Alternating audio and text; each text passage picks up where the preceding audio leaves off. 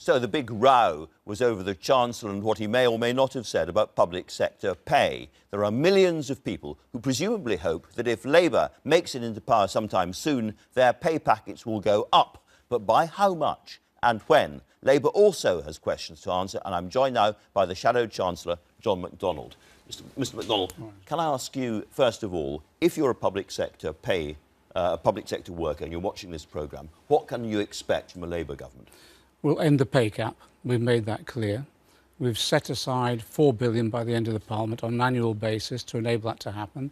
We've looked at the Office of Budget Responsibility forecasting about how pay will rise, and it will certainly match inflation. And some review bodies, because it will be set by review bodies, I think will try and compensate for some of the losses over the last 7 years. Now, again, we're very clear. Unlike the government, which has set a pay cap the review bodies have to follow, it will be up to the review bodies to make recommendations that we will adhere to. But you know that as Chancellor, you will actually write letters to the review bodies, setting the overall policy, the environment in which this happens. But it will not Don't you think that public sector workers deserve a little bit more than inflation? Actually, they deserve a pay rise. I think they do, but that will be up to the review bodies. What I won't be doing is what this government has done, is actually write to the review bodies and said, yes, you can review the pay, but you can only go up by 1%, which effectively means a pay cut for most people. So to deal with that pay cut that goes back 5 or 7 years,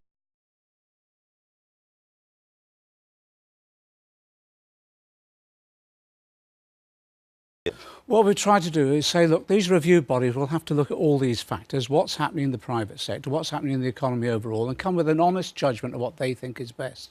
What we can't do, let me just, if I can finish, what we can't do is what this government has done, is set an envelope which is unreal in relation to what people are earning. But the real question is how much you're going to give these people. Yes. Because if you are going to match private sector pay, according to the OBR, that rises to about $9 billion a year. And that's money that's not budgeted for in your manifesto. Are you prepared to spend money beyond the manifesto to help public sector pay? The figures are these. The government said a pay cap would save them $5 billion. So they think the cost of overcoming that pay cap is $1.25 billion a year. We put $4 billion in. Others have said higher than that, but I believe some of their figures are not accepting that. Some of that will be national insurance payments that are paid back to government as well.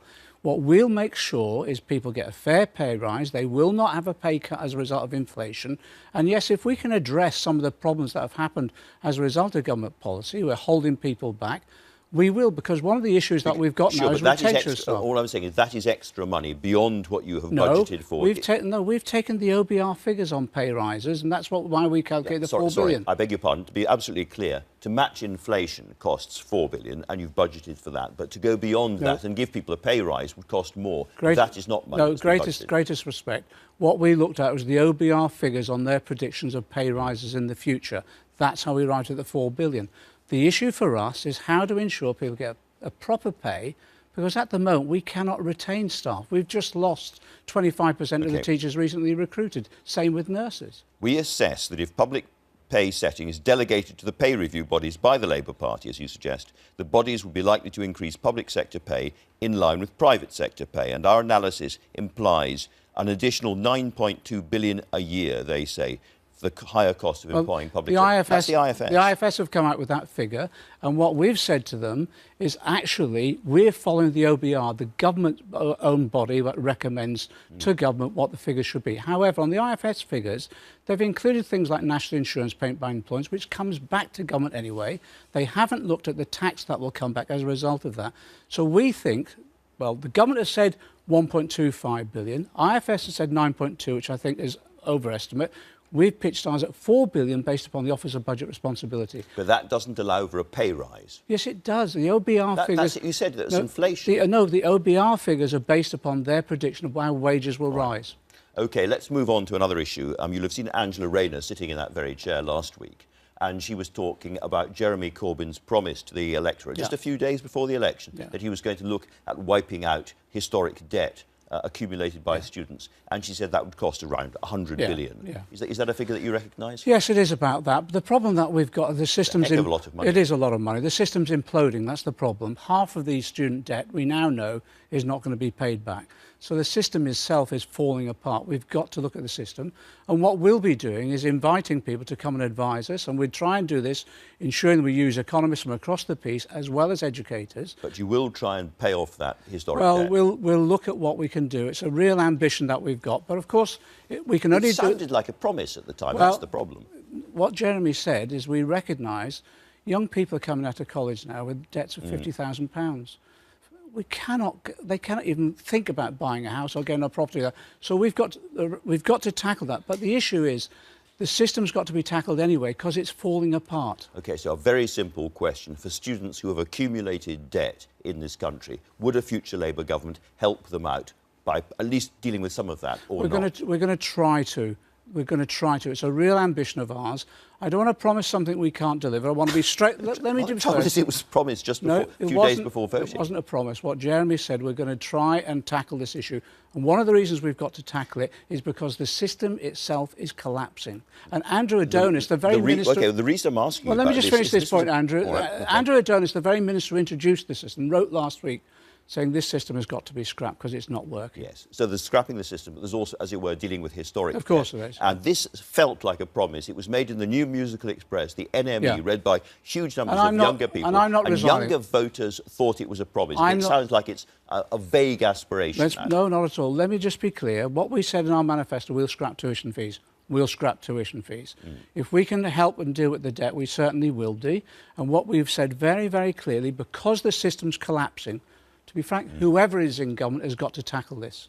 Can I go back to this issue about low pay?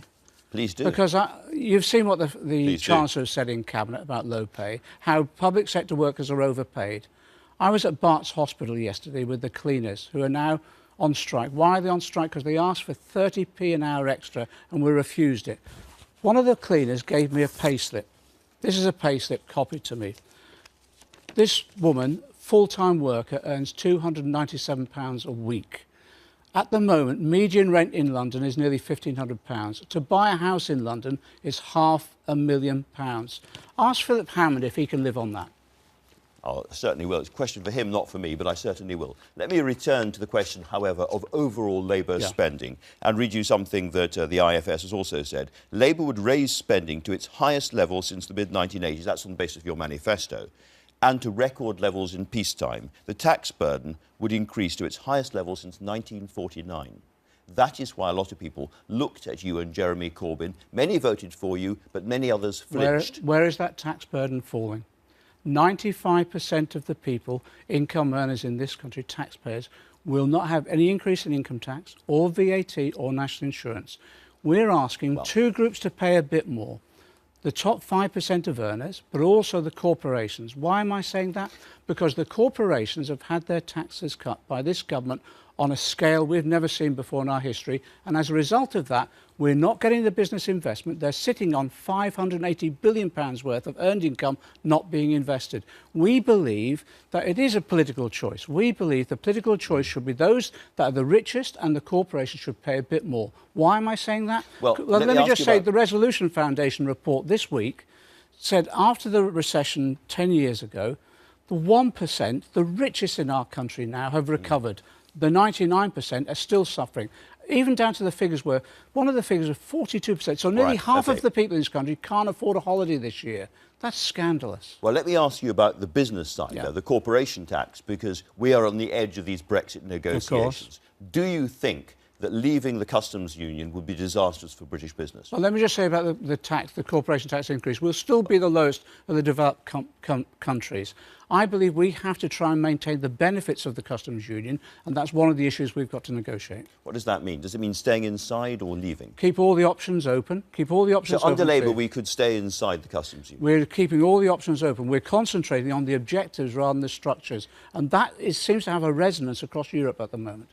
What about the transitional arrangements? Because a lot of businesses want us to effectively stay inside the EU for maybe 4 or 5 years ahead so that they can plan for the exit. Most of the businesses I've been talking to are saying at least we need a 2-year transitional period. There might be different transitional periods for different sectors, but everyone realises there has to be a transitional period. And that's what we're pressing the government on now. And when it comes to what happens in the House of Commons, I mean, you want the Conservatives to collapse and to have a general election soon, but there's no necessary sign of that. They could carry on for 5 years. So inside the House of Commons, you can exercise some pressure as the opposition parties. Do you use that to get a different kind of Brexit? The problem that we've got is, as you've seen from this week, the Conservative cabinet are fighting like rats in a sack. The Europeans want to know what our direction is. What is our negotiating position? There's a different negotiating position virtually every day coming out of this government's cabinet. It's falling apart. In the interest of the country, my view is that they should stand down and let us form a government so that we can negotiate a Brexit in the interest of our country, protecting jobs and the economy. If they don't do that in the House of Commons, we'll try and get a majority of MPs to vote for a sensible Brexit. One other thing I must ask you about. Do you regret saying that the people who died in Grenfell Tower were killed by political murder? No, I don't regret that. I was extremely angry of what went on. And I'm a West London MP. This site is not far from me. Political decisions were made which resulted in the deaths of these people. That's a scandal. But murder means a specific thing. Murder means a volition to actually kill another human being, intentional killing. There's a long history in this country of the concept of social murder, where decisions are made with no regard to the consequences of that, and as a result of that, people have suffered. That's what's happened here, and I'm angry about it. You regard it as murder? I believe social murder has occurred in this instance, and I believe that people should be held accountable. And so who are the murderers?